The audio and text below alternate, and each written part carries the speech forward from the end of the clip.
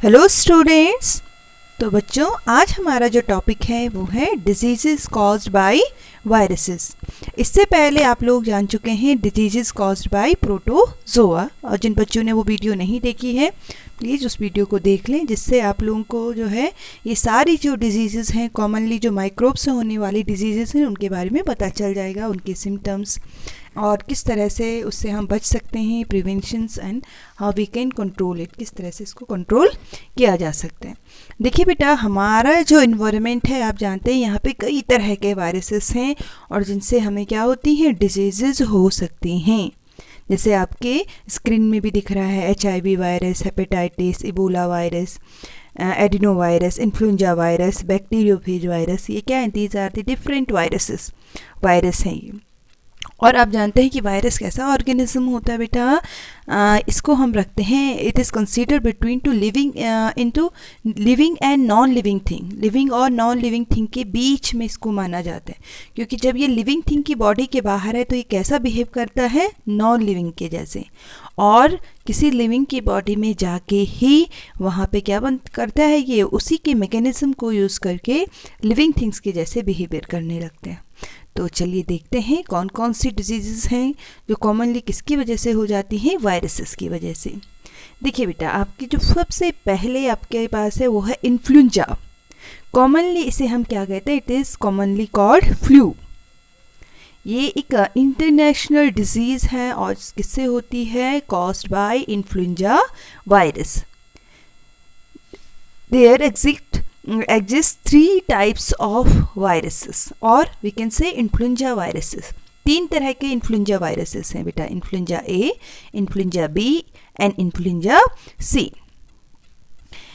अब देखिए बेटा, जो ये वायरसेस हैं इनसे कौन सी डिजीज़ हो सकती है। आप जानते हैं कि फ्लू जिसे हम कह रहे हैं कॉमनली, जिसे हम कॉमन कोल्ड भी जिसे हम कहते हैं। अब ये जो वायरस है किस तरह से हमारी बॉडी में एंटर करता है, तो ये कहाँ से बेटा, ये हमारी जो एपिथेलियल सेल्स हैं उनको डैमेज करता है। एपिथेलियल सेल्स आप जानते हैं ऐसे सेल्स जो किसी भी ऑर्गन को कवर करती हैं, और आपकी ये नोज से होते हुए इधर से, या माउथ से होते हुए, ड्रॉपलेट से होते हुए इधर से, आपके ट्रैकिया से होते हुए और ब्रोंचस तक पहुँचती है और सीधे हमारे लंग्स तक ये पहुँच जाती हैं और वहाँ पे म्यूकस फॉर्मेशन करती हैं।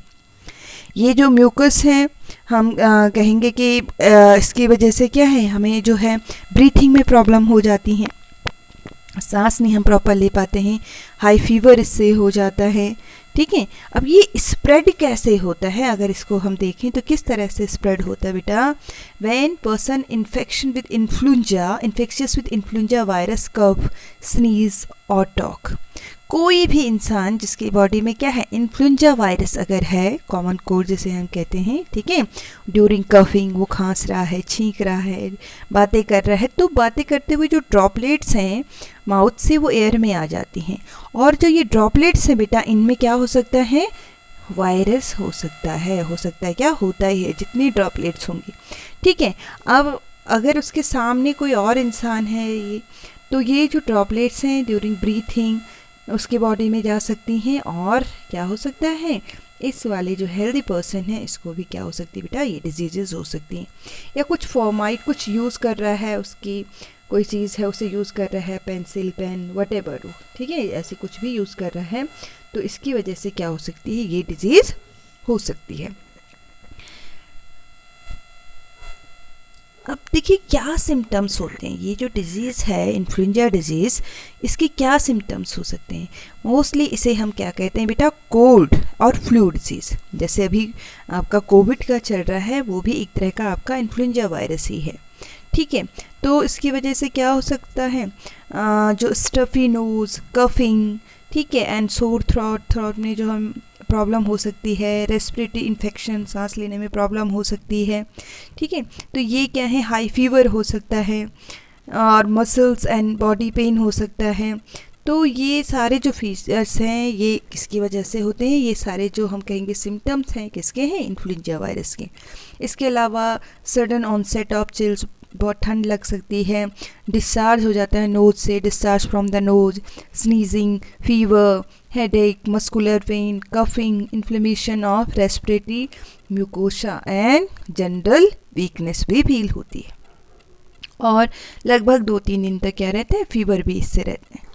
अब देखिए बेटा, जो ये इन्फ्लुएंजा वायरस है, इसके यहाँ पे भी हमने सिम्टम्स दिखा रखे हैं कि अगर क्या है, हेड में पेन हो रहा है, ठीक है, हेड में क्या हो सकता है, पेन, यानी कि हेडेक हो सकता है, सिस्टमेटिक फीवर हो सकता है, मस्कुलर पेन हो सकता है, और क्या है, रनी एंड स्टफी नोज, नाक बह सकती है, गले में दर्द हो सकता है, और बॉडी पेन होती है, रेस्पिरेशन में प्रॉब्लम होती है, गैस्ट्रिक प्रॉब्लम भी हो सकती है, कभी कभी वोमिटिंग भी इससे हो जाती है। तो ये क्या है, these are the some symptoms of influenza और वी कैन से फ्लू। अब देखिए बेटा, क्या प्रिकॉशंस ले सकते हैं, ऐसे में हम लोग कैसे अपने आप को बचा सकते हैं। तो इससे कैसे बचाया जा सकता है, सबसे अच्छा जो तरीका है, we should try to keep away from the flu patient.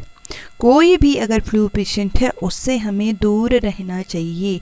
ये सबसे अच्छा जो है तरीका होता है किससे, इन्फ्लुएंजा से बचने का, क्योंकि जो वो ड्रॉपलेट्स हैं वो एयर में आ जाते हैं और अगर हमने उससे ब्रीथ कर लिया तो वो हमारी बॉडी में जा सकती हैं और हम भी बीमार हो सकते हैं।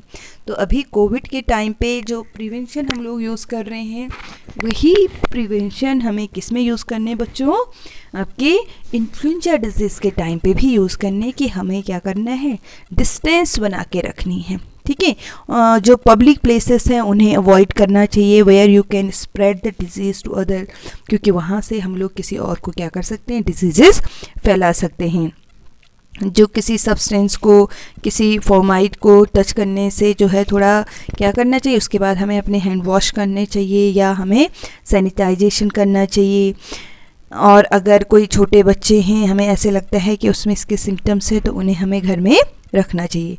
हम लोग क्या यूज़ कर सकते हैं, we can use the face mask, ठीक है। अगर हमें ऐसा लगता है कि ये हमें ज़्यादा ये डिसीज़ हो रही है, इसके सिम्टम्स बढ़ रहे हैं, तो हम क्या कर सकते हैं, फेस मास्क को यूज़ कर सकते हैं।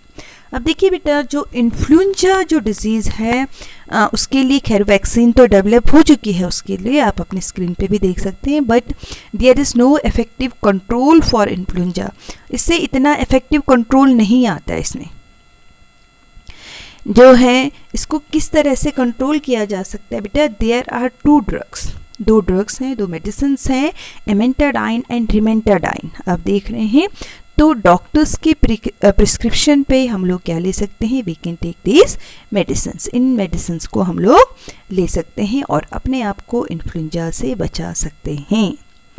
अब देखिए बेटा, जो वायरस है उससे एक ही डिज़ीज़ तो होगी नहीं, कई डिजीज़ होती हैं। तो आज जो दूसरी जो डिज़ीज़ है उसको हम डिस्कस करेंगे, वो है आपकी हेपेटाइटिस। हेपेटाइटिस क्या है बेटा, आप लोगों ने जॉइंटिस सुना होगा या पीलिया, ठीक है, तो यही आपका हेपेटाइटिस है। Actually it is a liver disease. जो हेपेटाइटिस है आपकी, ये क्या है, एक लीवर डिजीज़ है। सिंस लीवर इज़, आप जानते हैं, it's a very important organ in our body. So अगर इसमें इन्फ्लेमेशन हो जाता है ड्यू टू जॉइंटिस की वजह से, तो ये क्या करता है बेटा, it affect the digestion adversely. ये हमारे डाइजेशन पे भी इफेक्ट डालता है, यानी कि हमारा जो डाइजेशन है वो प्रॉपरली नहीं हो पाता है। तो चलिए देखते हैं क्या होता है हेपेटाइटिस में, क्या सिम्टम्स हैं इसके, कितनी तरह का हेपेटाइटिस होता है, कौन सी वायरस से हो सकता है और हम किस तरह से अपने आप को प्रिवेंट कर सकते हैं। देखिए बेटा, अगर हम जॉइंटिस की बात करते हैं, हेपेटाइटिस की बात करते हैं, तो इसमें सबसे कॉमन जो सिम्टम्स है वो है येलोइशनेस।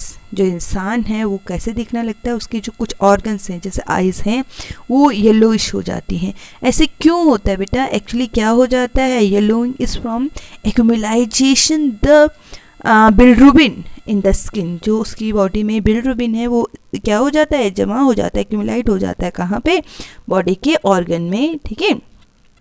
ये क्यों होता है बेटा, of a cause by the liver and gall bladder disorder. जब अगर इंसान का जो गॉल ब्लैडर है या जो लीवर है वो प्रॉपरली वर्क नहीं कर रहा है, तो बॉडी में इस तरह के सिम्टम्स दिखते हैं।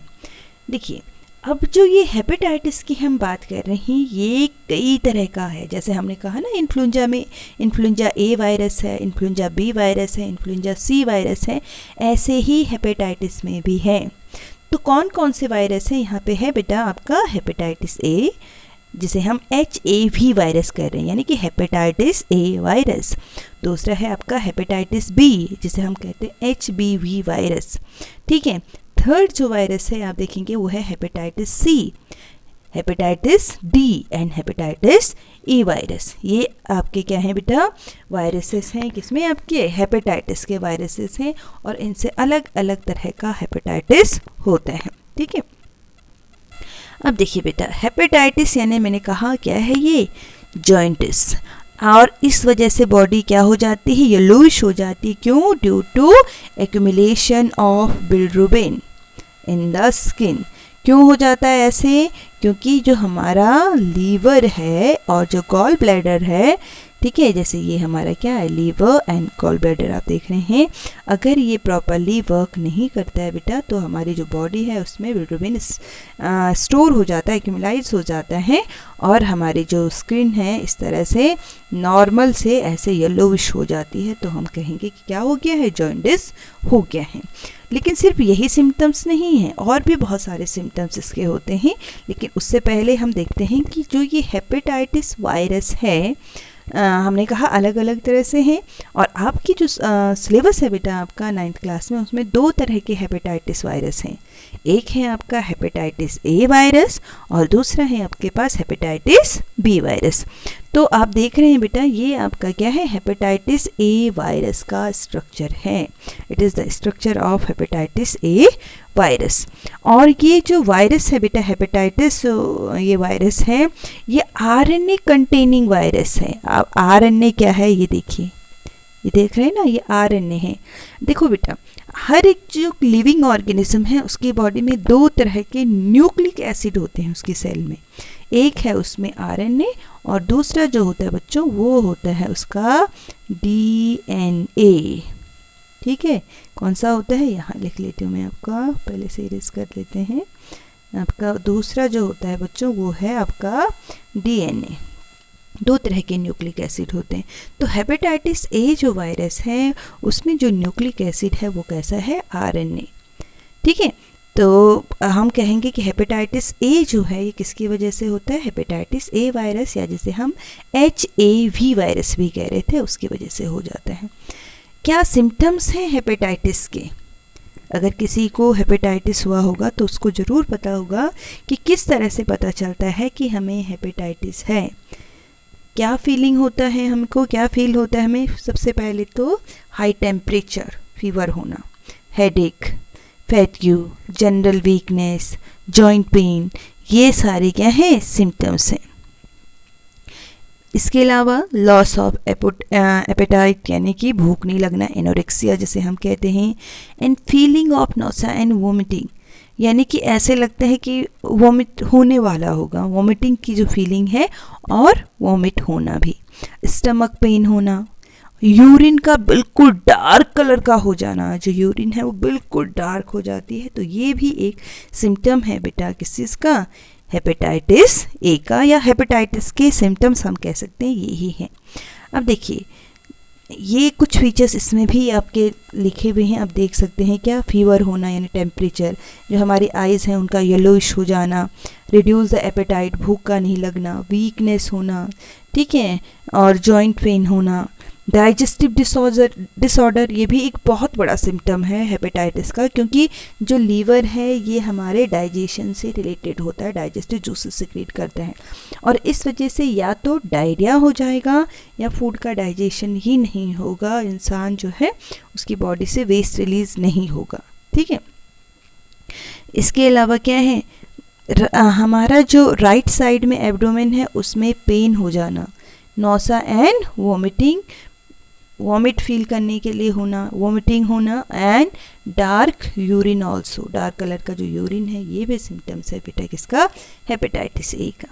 किस तरह से बच सकते हैं हम लोग? ठीक है। क्या हम लोगों को करना चाहिए? सबसे पहले तो हमें किस चीज़ का ध्यान रखना है बेटा? गुड पर्सनल हाइजीन, हाइजीन का ध्यान रखना है, अपनी साफ़ सफाई का ध्यान रखना चाहिए।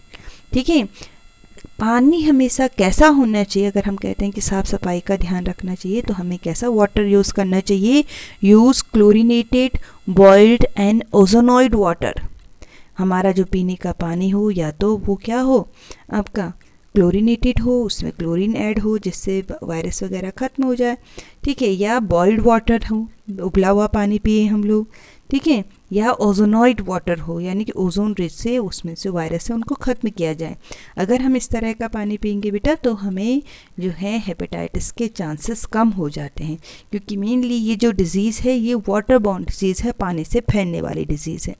ठीक है, इसके अलावा और हम लोग क्या कर सकते हैं बेटा, proper cleaning of hands after handling the bed and vessels of the patient.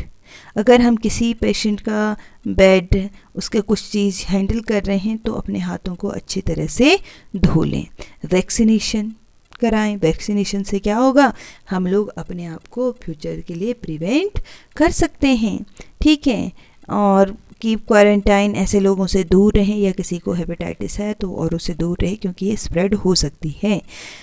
ठीक है, तो ये प्रॉपर रेस्ट लें, प्रॉपर न्यूट्रिशन लें, ये सारे क्या हैं बेटा, these are the some preventive measures.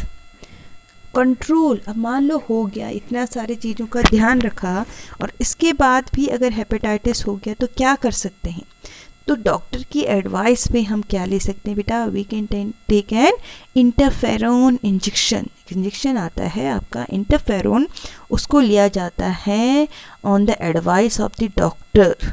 ठीक है, विल कंट्रोल द डिजीज़। इसके अलावा और किस चीज़ का ध्यान रखना चाहिए, for an early cure it is essential that patient of jaundice should take adequate rest. ऐसा जो पेशेंट है उसको प्रॉपर रेस्ट दिया जाए। जो पेशेंट है बच्चों उसको जॉइंटिस के टाइम पे हाई कैलोरी डाइट देनी चाहिए, बट डाइट ऐसी होनी चाहिए जो कैलोरी तो उसमें ज़्यादा हो लेकिन ईजिली डाइजेस्टेबल हो, पेशेंट उसको डाइजेस्ट कर सके ईजिली। ठीक है, और ऐसे पेशेंट को एडुकेट रेस्ट भी देना चाहिए, प्रॉपरली उसको रेस्ट भी मिलना चाहिए। जैसे हमने कहा ना कि हाई कैलोरी डाइट, तो क्या दिया जा सकता है, जैसे शुगर केन का जूस हो गया, इससे क्या होगा, उसको जो है कैलोरीज भी मिलेगी और ये इजीली डाइजेस्टेबल भी है। रेडिश दिया जा सकता है, आपकी मूली गुड़ के साथ दिया जा सकता है, और जो प्रोटीन वगैरह है, प्रोटीन और जो फैट है उसका जो यूज़ है वो लिमिटेड कर देना चाहिए या बहुत कम कर देना चाहिए। दूसरा जो बच्चों वायरस है आपके इसमें जॉइंटिस का, वो है आपका हेपेटाइटिस बी वायरस।